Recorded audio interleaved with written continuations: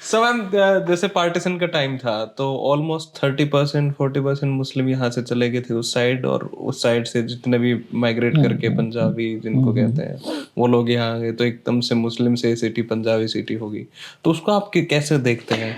देखिए, ऐसा है कि कुछ हद तक ये जो कहना है वो मैं बताती हूँ आपको किस तरह से दिल्ली उस टाइम बदली बनिस्बत पहले जमानों के। देखिए, दिल्ली में आना जाना तो हमेशा से लगा रहा, क्योंकि है ही दिल्ली ऐसी, माइग्रेंट्स आए हैं।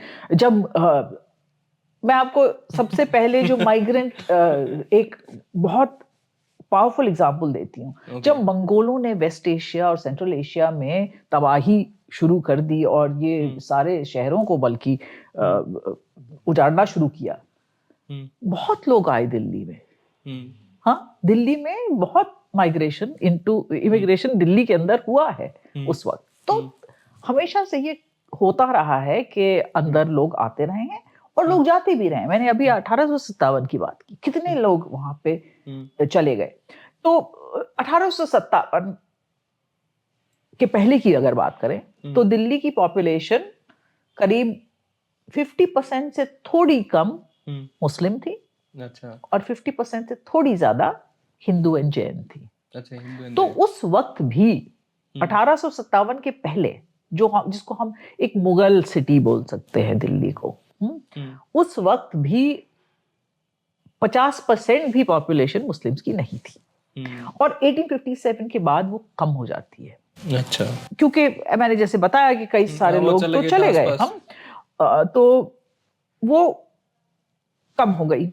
सो 1947 में क्या होता है कि yes, lot of people leave, और मुस्लिम्स ही हैं वो, और जितने जो गए थे उनसे कहीं ज्यादा लोग आ जाते हैं। और वो एक पीरियड होता ये है कि देखिए, अगर आप किसी छोटे शहर में रह रहे हैं तो वो आपका घर है, पर अगर आपको कहा जाए कि आप जबरदस्ती यहां से निकल के आप कहीं और जाना है, तो आप किसी और जगह जाएंगे। अगर आप शायद खेती नहीं करते हैं तो आप सोचेंगे कौन सी बड़ी जगह है जहां मैं जाके रह लूं। ठीक है, अगर आपको मान लीजिए यहां से किसी और देश में एक बंटवारा होता है, आज हाइपोथेटिकली बंटवारा होता है, आपको बोला जाता है कि अब आप साउथ इंडिया में जाके रहिए, तो साउथ इंडिया में आप कौन सी जगह चुनेंगे? कोई छोटा सा गांव चुनेंगे या बड़े शहर में जाके रहेंगे? तो जो लोग वहां से आ रहे थे वो सब दिल्ली पहुंचने लगे, बड़े शहरों में पहुंचने लगे, और दिल्ली में अगर जगह मिले तो दिल्ली में पहुंच जाओ। तो दिल्ली में बहुत सारे लोग आ गए। और उस वक्त ये हुआ कि कई सारे ये लोग थे, वो चाहते थे कि उनको बिजनेस की जगह मिले, उनको शॉप्स मिले, काफी सारे मिले ये हाँ। और उनको क्या हुआ कि जैसे कि लोग अपने घर छोड़ के चले गए थे शाहजहानाबाद से। पुरानी दिल्ली में जो हवेलियां थी, कई सारी हवेलियां खाली हो गई थी, क्योंकि लोग बल्कि कईयों को तो फोर्सिबली निकाल दिया था ना, वायलेंस की वजह से। वो इतना डर गए थे कि उन्होंने कहा कि भाई हम तो जा रहे हैं, क्योंकि यहाँ पे हम सेफ नहीं हैं। तो वो जो हवेलियां थी वो उनको कहा गया कि अब इसको कमर्शियल प्रॉपर्टी बना दो, ताकि लोगों को कम से कम दुकानें तो मिल जाएं।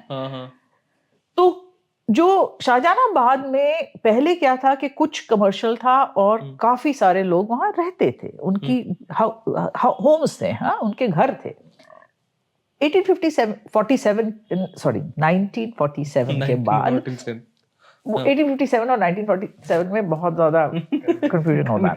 1947 के बाद ये हुआ कि कई सारे जो रेसिडेंशियल प्रॉपर्टीज थी वो कमर्शियल हो गई। और उसने एक और वो चला आ रहा है सिलसिला तब से, वो रिवर्स नहीं हुआ, वो और भी खराब हो गया है।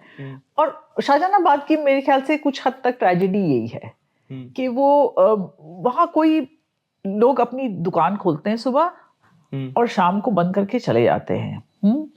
और वो जो लोगों के रहने से जो एक कल्चर बनता है वो फिर खत्म हो जाता है।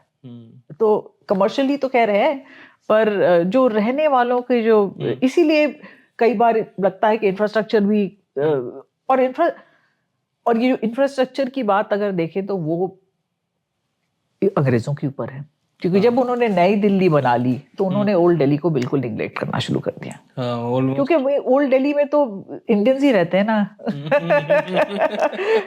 नई दिल्ली में तो अंग्रेजों ने जितना भी कोशिश किया होगा ये इमेज मेकओवर वगैरह का, ये सब इमेज की हद तक ही रह गया।